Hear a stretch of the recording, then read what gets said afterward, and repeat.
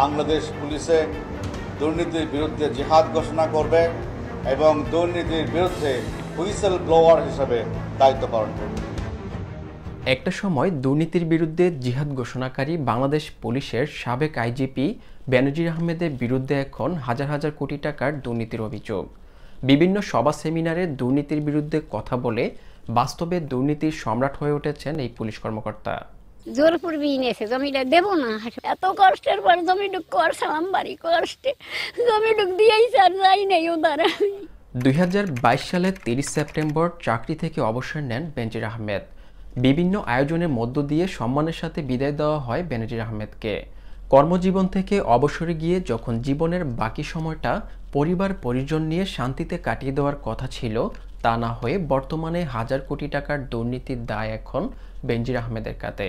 আমার অবসর গ্রহণের প্রায় 2 বছর পরে আকস্মিকভাবে আমার এবং আমার পরিবারের বিরুদ্ধে এই ধরনের একটি মানহানিকর, অসম্মানজনক, অসত্য সংবাদ কেন পরিবেশিত হলো, আমি সেই আলোচনায় সচেতনভাবেই যাব না।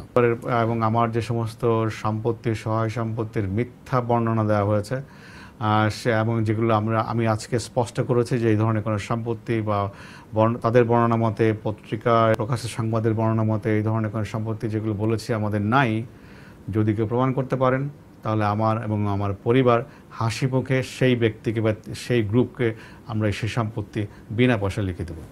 সাবেক এই পুলিশ কর্মকর্তার বিরুদ্ধে দুর্নীতির অভিযোগের পর চাকরিতে থাকা অবস্থায় ক্ষমতার অপব্যবহার করে নির্বিচারে মানুষ হত্যার অভিযোগও এখন সামনে আসছে। জানা যায়, র্যাবের মহাপরিচালক থাকা অবস্থায় বেনজির আহমেদ নির্বিচারে মানুষ হত্যা করার কারণেই র্যাবের উপর নিষেধাজ্ঞা দিয়েছিল যুক্তরাষ্ট্র। বেনজির আহমেদ তো যে প্রমাণ করেছে সে কত বড় দখলদার, কত বেশি তার জমি আছে, কত বেশি মাস্তানি সে করতে জানে। আপনাদের কি মনে আছে সে ডিজির প্রধান ছিল, র্যাবের প্রধান ছিল, যে বাতি নিবে মধ্যরাতে যে হত্যা করা হলো, সেখানে সে one of the master mind ছিল। আপনাদের কি মনে আছে সে কতগুলো হত্যাকাণ্ডের সাথে যায়, যে র্যাব যখন জড়িত, অসংখ্য হত্যাকাণ্ড, সেগুলোতে র্যাব পর্যন্ত নিষেধাজ্ঞা পেল তার জন্য। সে তার স্টেটমেন্ট ছিল, অস্ত্র কি তোমাদেরকে অস্ত্র দেওয়া হয়েছে কি চুরি পড়ার জন্য? অস্ত্র তোমাদের হাতে দেওয়া হয়েছে চুরি পড়ার জন্য, সামথিং লাইক দ্যাট। একসময় র্যাবের মহাপরিচালক, এরপর পুলিশের আইজিপি হয়ে বেপরোয়া বেনজির আহমেদের সকল অপকর্ম বর্তমানে এক এক করে ফাঁস হচ্ছে।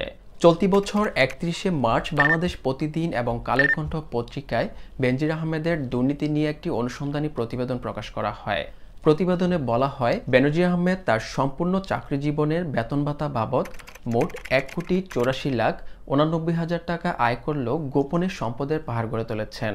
জানা যায়, বেনজির আহমেদ গোপালগঞ্জের শাহপুর ইউনিয়নের নিজ গ্রামে 1,400 বিঘা জমির উপর গড়ে তুলেছেন সাবানা ইকো রিসোর্ট নামে একটি অভিজাত পর্যটন কেন্দ্র, যেখানে এক রাত থাকার জন্য গুনতে হয় অন্তত 15,000 টাকা। সন্ধ্যার পর গ্রামের মানুষ যখন ঘুমিয়ে পড়ে, গভীর রাতে অন্য এক জগৎ শুরু হতো রিসোর্টটিতে। আর এসব অপকর্ম পাহারা দেওয়ার জন্য সরকারি খরচে রিসোর্টটির পাশে বসানো হয়েছে বিশেষ পুলিশ ফাঁড়ি।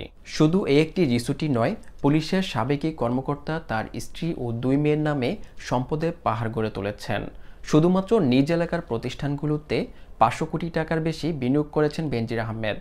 এরকম দেশের বিভিন্ন জায়গায় স্ত্রী এবং মেয়েদের নামে বেনামে বিপুল অর্থ বিনিয়োগ করে রেখেছেন সাবেক এই পুলিশ কর্মকর্তা। এছাড়া রাজধানীর অভিজাত এলাকাগুলোতেও রয়েছে বেনজির আহমেদের অঢেল সম্পদ। দামি ফ্ল্যাট, বাড়ি আর ঢাকার পাশেই দামি এলাকায় বিঘার পর বিঘা জমি রয়েছে বেনজির আহমেদের।